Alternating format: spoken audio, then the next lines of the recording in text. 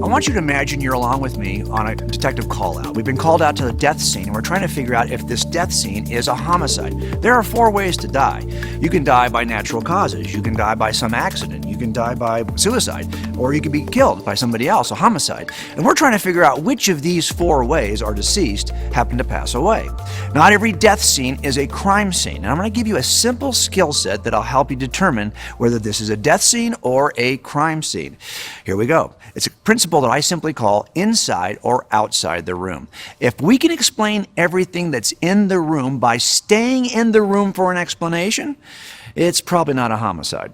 So, for example, if we get inside and we have a dead body and we also have a pistol laying by his side, but all of the evidence in the room we can actually identify back to him. His are the only fingerprints we find in the room. The only DNA we find in the room belongs to him. Even the skin cell transfer on the pistol belongs to him. That's actually his pistol registered to him. All the material evidence we find in the room, it comes back to our victim. Okay, well, if everything in the room can be explained by staying in the room, well, this is either a suicide or an accidental. Now, on the other hand, if the stuff that's in the room cannot be explained by staying in the room, if the best explanation is outside the room, we've got to shift our investigation. So, for example, if we've got unknown DNA in the room, we can't figure out who that belongs to. It's not his. Those aren't his fingerprints. That's not even his gun. His friends say he hates guns. So now we got to figure out where that gun come from. What if all the material evidence, if there's mud in the room that tracks out to the outside? Well, now clearly, the best explanation for what's in the room is not a cause in the room. It's a cause exterior to the room. All of our investigation efforts have to shift toward homicide. Why? Well, we have an intruder. That's clear. And when you have an intruder, everything changes. Intruders are the very thing that turn death scenes into crime scenes. Now, I will tell you this simple principle I used about the age of 35. I was not a believer. I was not somebody who believed in God's existence or in any faith system at all. And I simply wanted to know if God existed. And I thought, could I use my investigative template to determine if God existed? What if the room we were looking at is not a death scene, but is instead the entire natural universe? You know, all the space, time, matter, physics, and chemistry that we see here in the natural universe. What if that's the room we're looking at? Can I explain everything that I see in that room by staying in the room? Or is the best explanation something outside of space, time, matter, physics, and chemistry, something outside the natural realm? If the best explanation is something outside the room, well, now I got another intruder problem. Only this intruder would span the entire cosmos. That's what we're going to do in these next 8 sessions. We're going to look at 8 things that are in the room of the natural universe, and we're going to ask the question, can you explain these 8 things by staying in the room? We're going to look at the beginning of the universe, the fine-tuning of the universe, the appearance of life in the universe, the origin of life, and the appearance of design in the biology we do see in the universe. We'll look at mind and consciousness, free agency, the existence of transcendent, objective moral truths, and even the problem of evil. Those 8 things have to be explained, and there's only 2 ways to explain them. Either we explain them by staying inside the room with just space, time, matter, physics, and chemistry, or we explain them by jumping outside of naturalism, outside, something to extranatural, something supranatural, something supernatural. And we're going to begin today in this first session with the beginning of the universe, because that has to be explained. The universe is not eternally old. According to all the science in the last 150 years, the universe had a beginning. For example, there's good mathematics. Albert Einstein did some mathematics on this. Alexander Friedman did some mathematics on this that demonstrated the universe is not eternally old and has, in fact, been expanding. Wow. And not only that, we have good philosophical reason to believe that all space, time, and matter had a beginning. Even time had a beginning. Now I'm going to ask you to stretch your mind a little bit on this, because this is a difficult one to put your hands around sometimes. But if there's no beginning to time, we cannot be here today. Here's what I mean. If we had a racetrack we were running on, and I told you to stand at that beginning starting line, and I told you to run to the 100-yard marker, but every time you began to get ready to run, I told you to step back a foot. Well, I'm ready to go now. Step back a foot. Ready, get set, go. No, step back a foot. Really? I'm ready to start. Step back a foot. Every time you are about to start, I continue to push you back 1 foot. Well, you're never going to reach the 100-yard line because I won't let you get started. Time is very similar. If I won't let you start time, you can never get to the 100-yard line we call today. The fact that we are here at today means there's a beginning to the race we call time. So even there's good philosophical reasons to believe that time has a beginning. But we see good things, we can observe good things in the universe that tell us the universe had a beginning. Mathematics and philosophy is not enough. We can see through our telescopes that the universe is expanding. We can measure the spectrograph on distant galaxies. They are shifting toward red in the spectrograph because they are moving away from us. And why does that matter? Well, if the universe is expanding, run it backwards.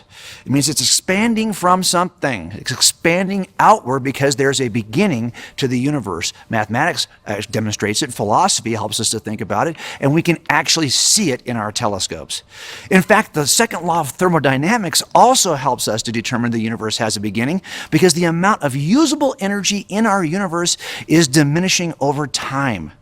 If you came into the room and you were the first person in the room and you found yourself a little wind-up police car and it was running around the room, the first thing you would do is look for who wound it. Well, why? Because you know that thing has not been running around forever. It wasn't running around overnight. That thing was wound a short time ago, and it's now unwinding before your very eyes.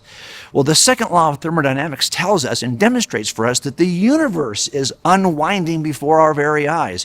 And that points to a time in the past in which the universe was tightly wound just like the police car. And if you think about that demonstrates yet again that we are in a universe that has a beginning. Here's another piece of interesting evidence. The amount of helium in our universe is provocatively high. It's the second largest ingredient. Hydrogen is the first element that we see in the universe. But helium, in order to be generated at the level we see it today, there had to be conditions, according to Sir Fred Hoyle, that were incredibly dense and incredibly hot. Well, this actually makes most sense if, in fact, the universe came from a position of incredible density and heat, expanding outwards, so we see the expansion, yet another piece of evidence that demonstrates that we're in a universe with a beginning. There's even more reason to believe that we have a beginning to our universe. In 1964, two scientists at Bell Laboratories in New Jersey started to hear something they called cosmic background radiation. We now have actually seen it in satellites. We've photographed it and measured it across the entire universe. This low-level radiation that is still in the background. What explains that? Well, of course, if we have a universe that came into existence from nothing, we would expect that moment to be a moment of high density, high heat, and we would also expect there to be an echo, a lingering radiation that we would see in the background. And that's exactly what we see in the background. So it shouldn't surprise us. This is yet another piece of evidence. Now, here's a diagram that actually shows you how all of these pieces of evidence point to the same conclusion. Whether it's philosophical evidence, mathematical evidence, scientific evidence, they all point to a beginning of space, time, and matter, and therein lies the problem. How do we explain that? By staying inside the room of the natural universe for an explanation. I've seen three popular explanations. Either the universe has been expanding eternally, or it's expanding and contracting over time, and we just happen to be in a period of expansion right now, or there's some greater environment from which an expanding universe could come. We'll be discussing those in more detail in your participants guide, but let me just highlight one explanation that's often offered. Look, if we can redefine what nothing is, then when we say the universe came into existence from nothing, it might make a little more sense. One explanation that's been offered, and it's a popular one. For example, I hear it coming out of different academic institutions, like from Lawrence Krauss, who says if we just redefine nothing, look, if there is a space, he says, is a bubbling brew of virtual particles. And these things pop into existence without any cause at all. And if you wait long enough in that kind of an environment, one of these virtual particles could emerge and then eventually expand into a universe. Well, wait a minute. So you're saying there's an environment that has all the ingredients that weren't available to us. Space is a bubbling brew of virtual particles that if you wait long enough, well, that means that you have to have space, time, and matter in order to get space, time, and matter. But nothing is not space, time, and matter. Nothing is nothing. As Aristotle said, nothing is what rocks think about.